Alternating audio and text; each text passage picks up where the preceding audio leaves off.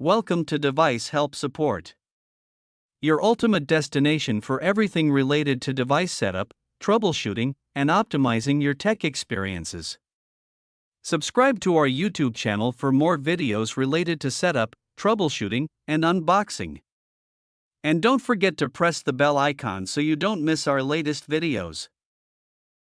Our today's topic is how to set up Linksys RE7310 Wi-Fi range extender using WPS button. In the previous video, we discussed how we can set up the extender using the manual method. If you are unable to set up the extender using this method, then you can easily set up the extender by using the WPS button. WPS method doesn't need any type of username and password. Watch this video till the end so that you can't miss out any step. First step is same as the manual method. Plug the Linksys RE7310 extender in the power outlet near your router. Wait for the solid orange LED light. Now locate the WPS button on your router.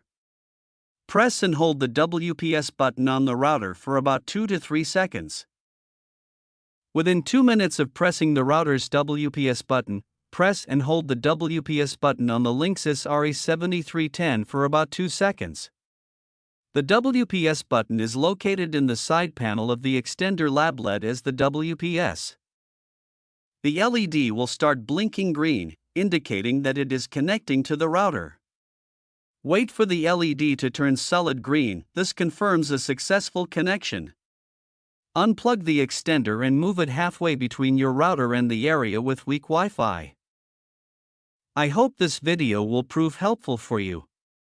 If you're stuck in middle of the process, then don't worry.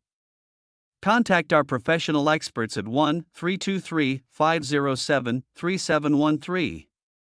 They will solve your problem as soon as possible. Thanks for watching. Don't forget to like, share and subscribe. Devices Help and Support. And also stay tuned for the more updates.